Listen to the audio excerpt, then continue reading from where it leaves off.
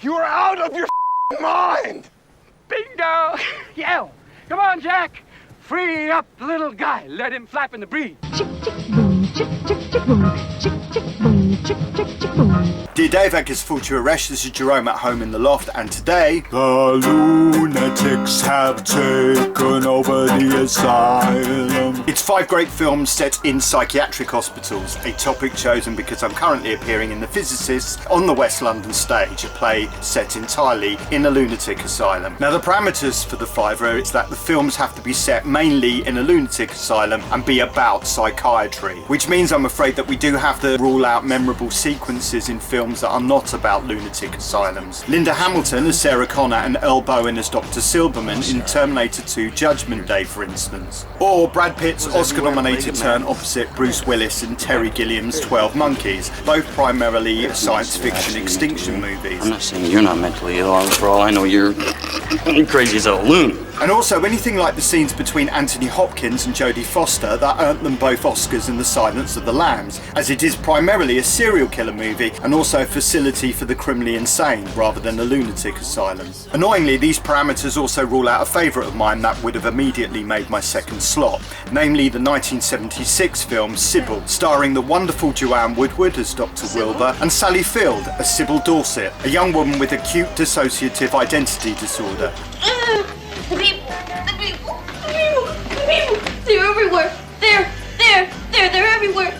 No, you keep them away from me. It's a very, very powerful film indeed. It's about psychiatry and mental illness. It has 2 galaxy-class performances in it, but Sally Field's character is never committed to an asylum. She's an outpatient, which means I just can't include it. Anyway, let's get on to the ones I can pick, and at number 5, it's a bit of an eccentric one. It's Asylum, a 1972 English horror portmanteau from Amicus Productions, a contemporary of the Hammer horror film stable, and written by Robert Bloch, the author of Psycho. Robert Jesus of Nazareth Powell is guided around a remote country asylum in Berkshire by affable attendant Geoffrey Catweasel Belden, and introduced to 4 patients who each tell him their own particular unreliable narrative of how they came to be committed. The first patient tells the unsettling tale of what happens after Richard Todd murders and dismembers wife Sylvia Sims. The second, where the great Peter Cushing places a dastardly occult order with Barry Morse's unwitting Jewish tailor stereotype. You want I should make you a suit? The third story, possibly my favourite of the 4, belongs in the same territory as Psycho and features Charlotte Rampling and her cheerfully homicidal imaginary best friend, Britt Eklund. There she is. Don't you see her? Don't you see her? Don't you see her? And the last and looniest instalment involves Herbert Lom in top form as a maniacal inventor who claims to have transplanted the minds of people into the form of little toy robots. Now, Asylum doesn't appear in my 5 because it's a masterpiece by any means. The creepiness of any particular moment is typically matched by its comical preposterousness, but it is a lot of fun, and I have very fond memories of watching it as a child. So it's perhaps a nostalgic pick on my part. Asylum is my choice at number 5. At number 4, from the king of the hard-boiled sleeper hit B-movie, Sam Fuller, it's Shock Corridor. Undercover investigative journalist Peter Breck engineers getting himself committed in order to investigate the murder of an inmate at a psychiatric hospital, only to find his mental state genuinely deteriorating. Just take a gum. Have another one. Come on. Chew, chew. Open your mouth and chew them. I got 5. Come on. Chew them good. Put them in your mouth.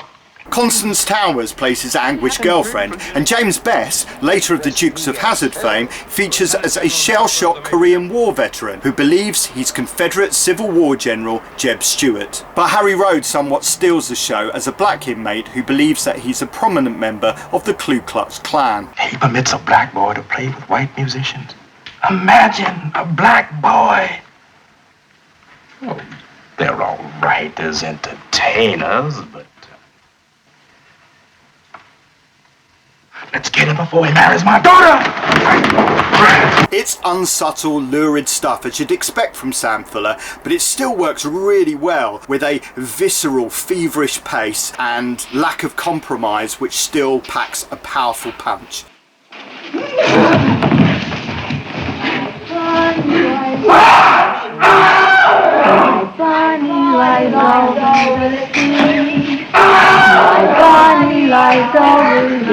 At number 4, Shock Corridor.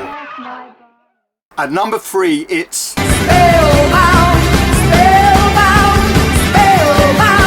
It's Alfred Hitchcock with Spellbound! Ingrid Bergman is a psychiatrist who falls spellbound in love with new colleague Gregory Peck. In her dreams, I would have thought, but they actually did have a fling in real life during filming, so what do I know? It is probably best remembered for the dream sequences Hitchcock shot in collaboration with surrealist artist Salvador Dali, particularly the distinctive imagery of the wall of eyes and the faceless man with the melted wheel. Dali and Hitchcock originally filmed a 20-minute long sequence, but producer David O. Selznick dug his heels in and it was ultimately edited down to 2 minutes, which seems a pity. The complete footage is now considered lost and survives only in production stills. Of course, the Lunatic Asylum is a cinematic subject which really lends itself to surrealistic artistic design, but remains rather untapped in this regard. We have to go back to 1920 and German expressionist cinema with The Cabinet of Dr. Caligari to enjoy some decent reality bending design on camera.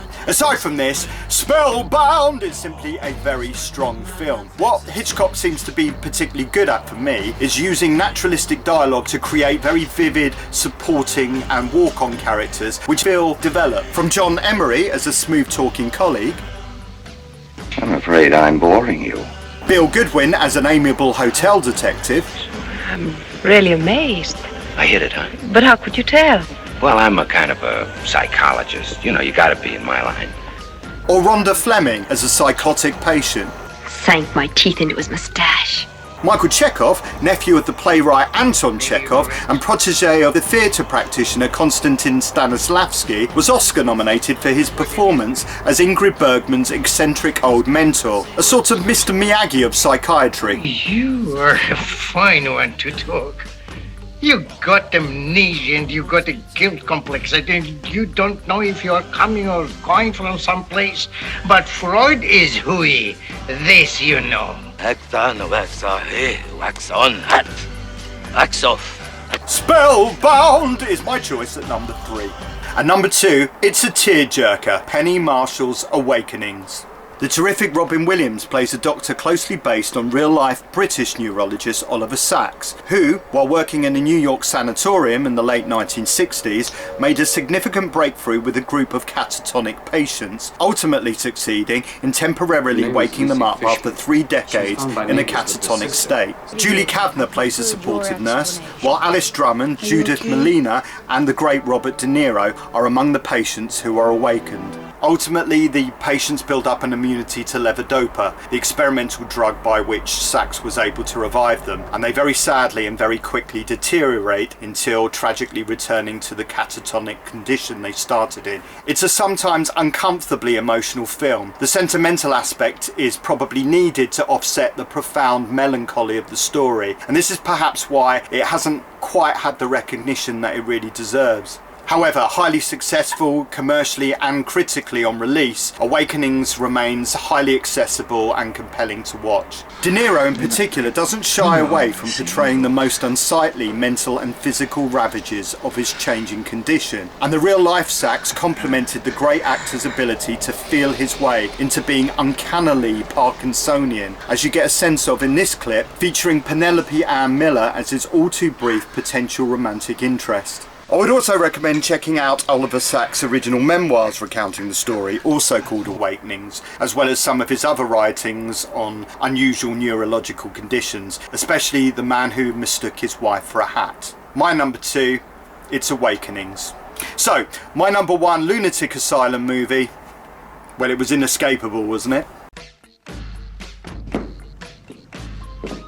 It's Oscar-winning Milos Forman directing an Oscar-winning adaptation of Ken Kesey's classic novel, starring an Oscar-winning Jack Nicholson and an Oscar-winning Louise Fletcher. All completely indisputable winners, they absolutely smashed it. But what about Brad Dourif? So clearly outstanding, so clearly robbed. It's generally one of the great ensemble casts, of course, even though their relationship with the young compromising Foreman was famously frosty throughout production. How about it, you creeps, you lunatics, mental defective? If you've not seen it, don't hesitate a moment. Buy it, rent it, stream it, steal it. Louise Fletcher's Nurse Ratched ranks up there as the most vividly real antagonist. You feel like you've met someone just like her. Nurse Ratched, I'm happy to be back. We're happy to have you back, Randall. It's a horribly brilliant character and it's a legendary performance. So there it is, my fiver of Lunatic Asylum movies, with no surprise whatsoever at number 1. It's just too good. You'd have to be a lunatic to argue otherwise. Are you that lunatic? Have I horribly overlooked Girl Interrupted or Shutter Island? What would you put in your fiver? Please let me know in the comments, smash a like and subscribe. Jerome is Anamdon, Slanga Foil. Chick, chick, boom, chick, chick, chick, boom, chick, chick, chick, chick, boom.